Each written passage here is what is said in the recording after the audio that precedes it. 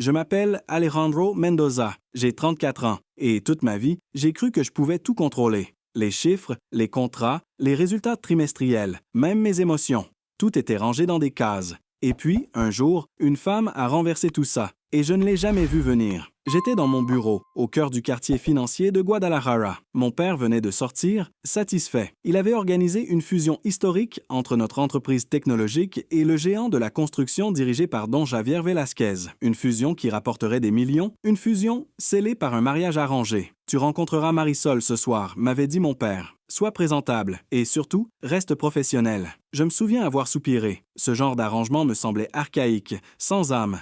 J'avais imaginé une femme froide, peut-être maniérée, intéressée uniquement par le prestige. Je n'avais aucune envie de ce dîner, mais je suis allé au rendez-vous, comme un soldat obéissant. La Perla Tapatia, un restaurant haut de gamme, décor raffiné, musiciens discrets à l'extérieur, ambiance parfaite pour une négociation, pas pour une rencontre humaine. Je suis arrivé le premier. Ou du moins, je le croyais. Mais à la table réservée, une femme se leva à mon approche. Et j'ai figé. Elle était grande, élégante, mais simple. Un port de tête digne d'une reine, une robe bleu nuit qui épousait parfaitement ses formes, des yeux ambrés, vifs, trop vifs. Elle n'était pas celle que j'avais imaginée, pas du tout. « Bonsoir, monsieur Mendoza », dit-elle en me tendant la main. « Marisol Velasquez. » Enchanté. J'ai mis trop de temps à lui répondre. Et quand j'ai enfin serré sa main, j'ai senti sa chaleur, sa présence. Le plaisir est pour moi Mademoiselle Velasquez. Je n'étais plus sûr de rien. La conversation a commencé par des banalités. Météo, cuisine, anecdotes d'entreprise. J'essayais de rester dans mon rôle. Le PDG calme, assuré, légèrement supérieur. Mais Marisol n'était pas là pour jouer. « Dites-moi, Alejandro », m'a-t-elle lancé en prenant une gorgée de vin, « que pensez-vous vraiment de ce mariage arrangé ?» Je l'ai regardé, surpris. Peu de gens osaient être aussi directs avec moi. Honnêtement, je pense que c'est un choix stratégique, froid, mais utile. Et humainement, j'ai haussé les épaules. L'humain est rarement rentable. Elle a souri, un sourire triste. Alors vous serez peut-être surpris par ma réponse. Je vous écoute. Je ne suis pas intéressé par votre argent, ni par une fusion. Je suis venu ce soir pour savoir si vous étiez un homme ou un pion. Si on pouvait peut-être construire autre chose qu'un empire. Ces mots m'ont frappé comme un uppercut. Pourquoi accepter de me rencontrer dans ce cas? Parce que parfois, les surprises naissent dans les pires cadres. Je n'ai pas dormi cette nuit-là. Je pensais à son regard, à la façon dont elle parlait de la restauration du patrimoine, de la ville comme d'un organisme vivant. Je repassais en boucle chaque mot, chaque silence. Le lendemain, je lui ai envoyé un message. « Marisol, si on se revoyait, cette fois, pas pour un contrat. » Elle a répondu dans la minute. « Avec plaisir. » Padine Hermani, place Tapatia. Je te montre ma Guadalajara. Je suis arrivé en avance. Et c'est étrange, mais j'étais nerveux. Moi qui gérais des millions en un seul appel, je ne savais pas quoi dire à cette femme en jean et blouse blanche qui traversait la place avec une grâce naturelle. Quand elle m'a vu, elle m'a souri. Prêt à voir ta ville avec d'autres yeux, j'ai acquiescé. Et elle m'a pris le bras, comme si c'était la chose la plus normale du monde. Nous avons marché des heures. Elle me parlait des bâtiments, des détails de façade que je n'avais jamais remarqués, de l'histoire oubliée gravée dans les murs. Devant chaque lieu, elle s'arrêtait, racontait une anecdote, un drame, une transformation. Et moi, je buvais ses paroles comme un homme qui découvre une langue nouvelle. « Tu sais ce que j'aime dans la restauration ?» m'a-t-elle dit en s'arrêtant devant un ancien hospice. « Ce n'est pas juste réparer, c'est écouter. Chaque fissure raconte une douleur, chaque pierre déplacée porte une mémoire. On ne restaure pas avec des outils, mais avec du respect. Je ne savais pas pourquoi, mais ces mots me heurtaient droit au cœur. Peut-être parce qu'ils me renvoyaient à mes propres cicatrices, bien camouflées sous mes costumes italiens. Au parc Agua Azul, on s'est assis sur un banc. Elle a retiré ses sandales et posé ses pieds nus sur l'herbe. « Tu n'es pas obligé d'être l'homme que ton père attend, tu sais. » Je l'ai regardée. Elle n'avait pas prononcé ces mots comme un reproche, mais comme une évidence, et j'ai senti que quelque chose en moi se fissurait doucement. Ce soir-là, je ne suis pas rentré chez moi avec une réponse, mais avec une question que je ne pouvais plus ignorer. Et si je n'avais jamais choisi ma propre vie? Je suis arrivé en avance, et c'est étrange, mais j'étais nerveux. Moi qui gérais des millions en un seul appel, je ne savais pas quoi dire à cette femme en jean et blouse blanche qui traversait la place avec une grâce naturelle. Quand elle m'a vu, elle m'a souri. Prêt à voir ta ville avec d'autres yeux, j'ai acquiescé, et elle m'a pris le bras, comme si c'était la chose la plus normale du monde. Nous avons marché des heures. Elle me parlait des bâtiments, des détails de façade que je n'avais jamais remarqués, de l'histoire oubliée gravée dans les murs. Devant chaque lieu, elle s'arrêtait, racontait une anecdote, un drame, une transformation. Et moi, je buvais ses paroles comme un homme qui découvre une langue nouvelle. Tu sais ce que j'aime dans la restauration? M'a-t-elle dit en s'arrêtant devant un ancien hospice. Ce n'est pas juste réparer, c'est écouter. Chaque fissure raconte une douleur. Chaque pierre déplacée porte une mémoire. On ne restaure pas avec des outils, mais avec du respect. Je ne savais pas pourquoi, mais ces mots me heurtaient droit au cœur. Peut-être parce qu'ils me renvoyaient à mes propres cicatrices, bien camouflées sous mes costumes italiens. Au parc Agua Azul, on s'est assis sur un banc. Elle a retiré ses sandales et posé ses pieds nus sur l'herbe. Tu n'es pas obligé d'être l'homme que ton père attend, tu sais. Je l'ai regardée. Elle n'avait pas prononcé ces mots comme un reproche, mais comme une évidence. Et j'ai senti que quelque chose en moi se fissurait doucement. Ce soir-là, je ne suis pas rentré chez moi avec une réponse, mais avec une question que je ne pouvais plus ignorer. Et si je n'avais jamais choisi ma propre vie? Le lendemain, mon père est entré dans mon bureau comme une tempête. Alors, cette fille, tu avances ou tu perds ton temps? J'ai respiré lentement pour ne pas répondre avec colère. On apprend à se connaître. Ce n'est pas une histoire d'amour, Alejandro. C'est une affaire. Il avait ce ton tranchant, celui qui avait forgé toute ma jeunesse. Pas d'espace pour l'émotion, seulement des résultats. Et si je veux plus qu'une alliance entre deux bilans comptables, ai-je demandé calmement. Il m'a regardé comme si je venais de parler une langue étrangère. Tu es mon fils, tu feras ce qu'il faut. Il est sorti. Et moi, je me suis senti comme un gamin qu'on attache à une corde invisible. Mais j'avais changé. Ou plutôt, Marisol m'avait changé. Alors je l'ai appelée.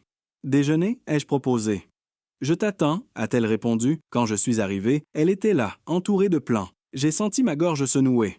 On doit parler, ai-je dit en m'asseyant. Elle a relevé les yeux, tout de suite attentive. Mon père me pousse à concrétiser la fusion, à accélérer les choses, mais je ne veux pas que ce soit comme ça. Moi non plus, Alejandro. Je t'ai déjà dit que je ne voulais pas d'un mariage de façade. J'ai pris une grande inspiration. Et si on demandait du temps? 3 mois, pour montrer qu'on peut construire quelque chose de réel. Ou partir sans regret. Elle m'a observé longuement, puis elle a tendu la main. 3 mois, mais pas pour faire semblant, pour être vrai, pour voir si ce qu'on ressent peut vivre hors des musées et des bureaux. Je lui ai serré la main, et j'ai senti une certitude profonde naître en moi. J'étais prêt. Ces 3 mois ont été un défi et une révélation. On s'est vus presque tous les jours. Pas dans des dîners de gala ou des événements familiaux, non, dans la vraie vie. Marisol m'a emmené sur ses chantiers, m'a fait grimper des échafaudages, m'a appris à reconnaître l'odeur de la pierre chauffée au soleil. Elle portait un casque de chantier, un vieux jean, et elle riait quand j'avais peur de salir mes chaussures.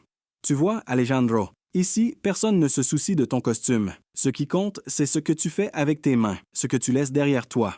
Et moi, je l'écoutais, j'apprenais, je tombais amoureux. Je l'ai aussi emmené dans mon monde. Je lui ai montré mes équipes, mes projets d'intelligence artificielle, mes laboratoires silencieux. Elle posait des questions pointues. Elle voulait comprendre, pas être impressionnée. Un jour, on s'est retrouvés dans un café discret du centre-ville. Elle a sorti un dossier. Je veux te montrer quelque chose. À l'intérieur, des photos d'enfants, des bilans, des reçus. C'est un programme éducatif que je soutiens depuis 3 ans. Une école du soir pour les enfants des quartiers oubliés. Je finance ça avec mon salaire. Je n'en parle jamais, mais je crois que tu dois le savoir. Je suis resté silencieux, parce que moi, le patron généreux, je n'avais jamais rien fait d'aussi concret, d'aussi humain.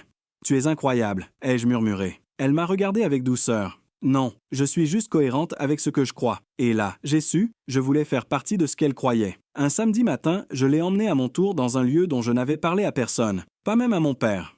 Un ancien entrepôt réhabilité au cœur d'un quartier délaissé de Guadalajara. À l'intérieur, des jeunes assis devant des ordinateurs, concentrés, motivés. C'est un centre de formation, ai-je expliqué. J'ai financé ça en silence. Cours de code, d'informatique, d'entrepreneuriat, pour ceux qui n'ont pas les moyens d'aller à l'université. Marisol a parcouru les pièces sans dire un mot. Puis, elle s'est tournée vers moi. Pourquoi tu n'en parles jamais? Parce que j'avais peur qu'on dise que je le faisais pour me donner bonne conscience, ou pour faire de la com. Mais c'est vrai. Ce projet, c'est mon cœur. Elle m'a pris la main. Elle a souri. Alors, on se ressemble plus que je ne le pensais. Ce jour-là, en sortant, je l'ai regardé longuement. Marisol, je crois que je suis tombé amoureux de toi. Et ça me fait peur, parce que ce n'était pas prévu, parce que je n'ai jamais aimé quelqu'un comme ça. Elle s'est figée, puis elle a glissé ses doigts contre ma joue.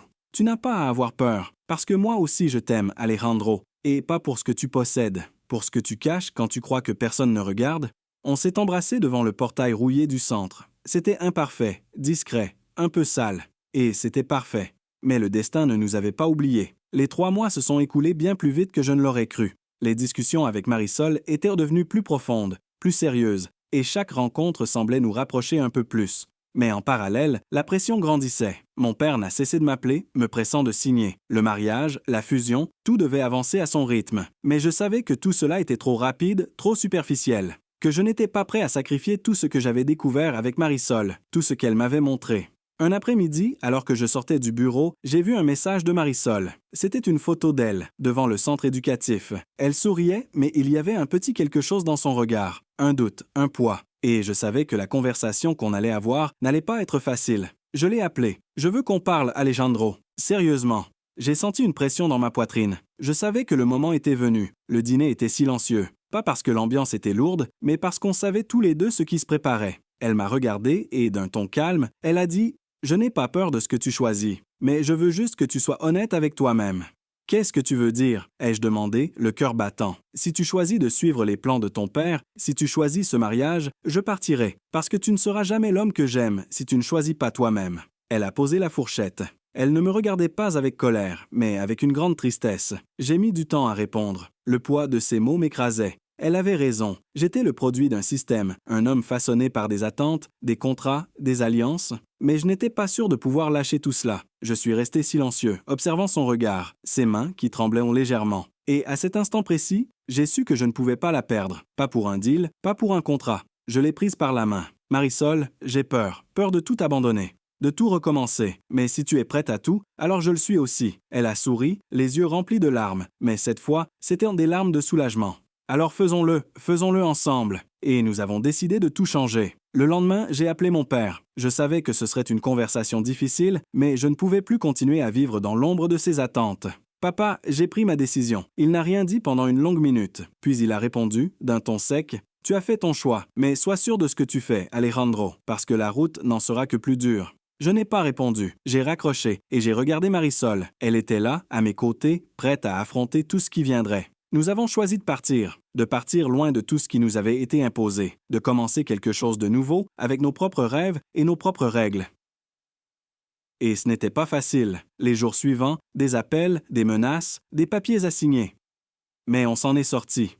Ensemble, nous avons commencé à travailler sur notre projet éducatif, avons agrandi le centre et avons ouvert de nouvelles portes pour ces enfants qui n'avaient que peu d'espoir. Nous avons formé des équipes, investi dans des technologies et surtout, nous avons offert des chances. Et moi, je suis devenu un homme différent, pas celui que mon père avait prévu, ni celui que j'avais voulu être, mais un homme libre, libre d'aimer, de choisir, d'écrire son propre destin. 1 an plus tard, Marisol et moi avons organisé une petite cérémonie, pas dans une cathédrale, pas dans une hacienda luxueuse. Non, c'était dans le jardin du centre éducatif qu'elle avait restauré de ses mains. Les enfants étaient là, nos amis, les bénévoles. Il y avait des guirlandes accrochées entre les arbres, de la musique live jouée par de jeunes musiciens que nous soutenions, et l'odeur des fleurs fraîches plantées par les élèves la veille. Je portais une chemise blanche, simple, elle, une robe faite à la main par une couturière du quartier, et pourtant, je n'avais jamais vu autant de beauté autour de moi. Quand elle a marché vers moi, les enfants ont applaudi, certains pleuraient, et moi, je me tenais là, les mains moites, le cœur battant plus fort qu'à n'importe quelle réunion d'investisseurs. « Tu es prêt ?» m'a-t-elle chuchoté en arrivant devant moi. « Depuis le jour où tu m'as montré que les murs ont une âme, » ai-je répondu.